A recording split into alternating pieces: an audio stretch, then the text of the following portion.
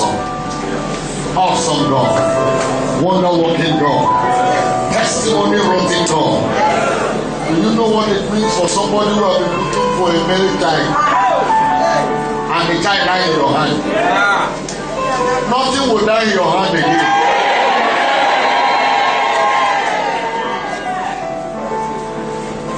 Medically speaking, you don't go operation CS for 5 times. So 5 times you don't go. The maximum you have is 3, at most 4. But this one went 5 and entered the 6th one. Now, inside the last 6th one, her expectation was delivered.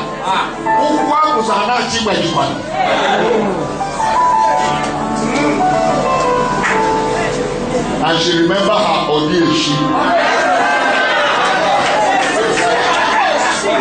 remembered her ordeal. Because all she wanted,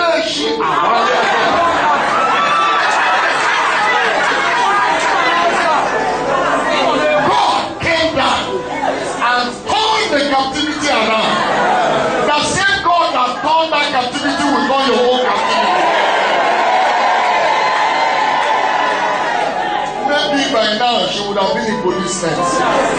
Madam, explain what happened. Because the family have the right to jail her. The woman saw her child alive. What happened in between the time the child left you and in between the time you took care of the child? How do you explain that? Even the hospital have the right to sack her. There are things that we can't explain that God is doing for us. But today, mother and child, 100% okay. Are we not clapping for Jesus for this wonderful life?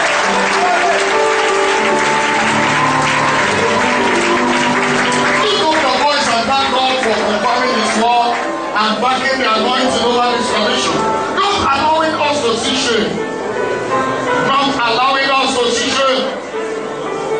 Not allowing evil report in our camp. Not allowing the devil to walk over us and to ask us, where is our God? The very present help in times of need. We thank you. Glory to your name. Thank you, Father. In Jesus' mighty name we pray. Please put your hands together for Jesus and let's pray. Quickly, gateways to financial fortune, part 5B. Gateways to financial, don't worry. Gateways to financial fortune, this is part 5B. And it's in our last Sunday of Operation Change Your Story. Somebody's story must change in this Sunday. That person has not said amen. I said that person is here to say amen. If you are that person, let me hear your resounding amen. Your own story will change in this service. The God that changed your story will change your story.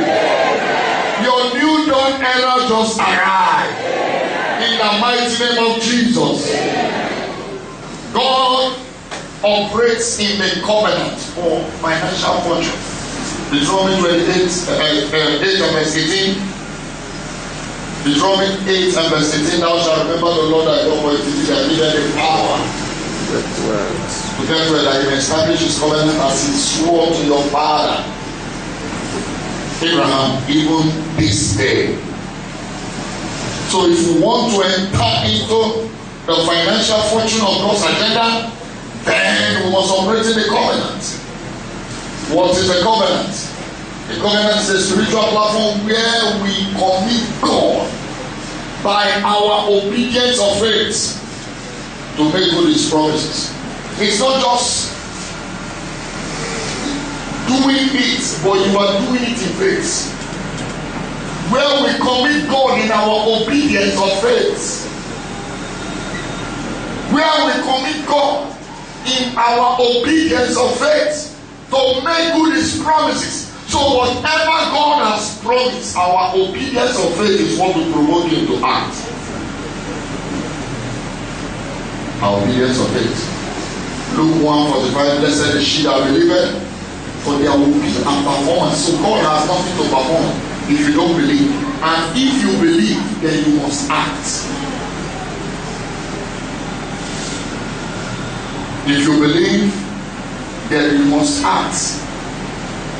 If you believe, then you must act. You must act in faith, responding to the covenant demands. Responding to the covenant demands from His word. Praise the Lord. The covenant is still in force. The covenant cannot change. The covenant is still in force. The covenant cannot change. No matter the situation, the covenant is superior to any climatic condition. The covenant is superior to any condition on earth. What covenant are we talking about? Genesis chapter 8 and verse 22. While the earth remaineth, seed time, harvest, cold and winter, day and night. So as long as there is day and night, the covenant of God is still in force.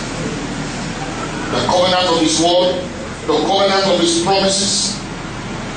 So everyone needing to obey God's word in faith. You know, there are obedience and there are obedience. When you obey in faith, joyfully, you get the blessings. It's not just obeying the word.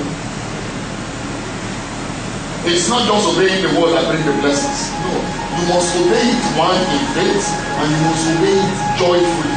And number 3, you must obey it kindly. Delay obedience is disobedience. So it's not just obeying the word. It's not just obeying the word. You must obey it in faith. You must obey it joyfully, and you must obey it promptly before you can deliver. Deuteronomy 28 verse 47.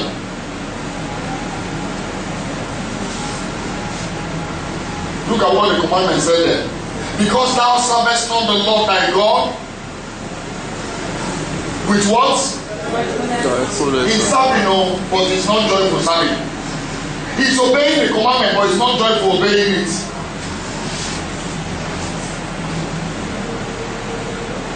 Verse 1 of that same 28.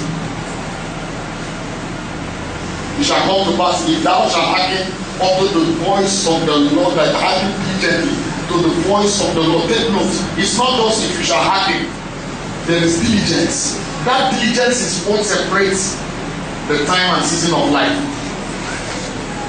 The diligence spelled out.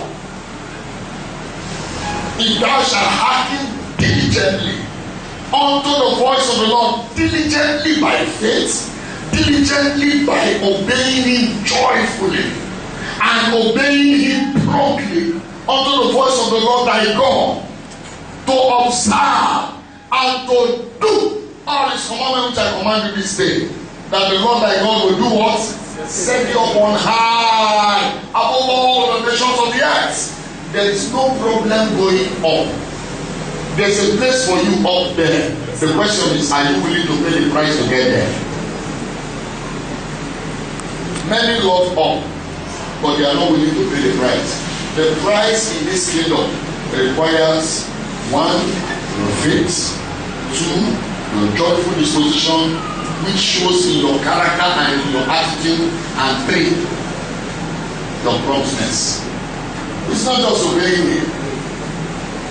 Take for example, you are leaving the house and you tell your child, make sure you cook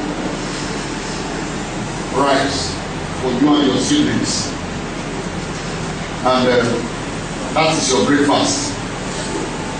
And your child did not prepare the breakfast.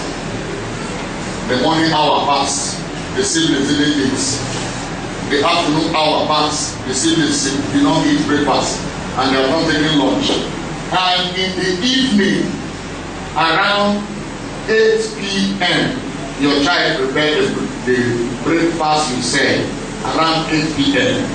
and the siblings were already hungry and they were showing sign of fainting because they had not eaten since morning, and probably they could endure it because they went around to play. They played and played away the day, so they did not understand the aspect of the food intake. But right now, it is now evening time, sleep time, around 8 p.m. Your child finished cooking by 8 p.m. and you entered by 8:05. And you met your children serving the dish to eat the food. The first thing, will you be happy without your child as prepared the food? If you are to bless that child, will you release your blessing on that child? I'm asking us. And same also with God. The blessings of God is far from us when we delay His instructions.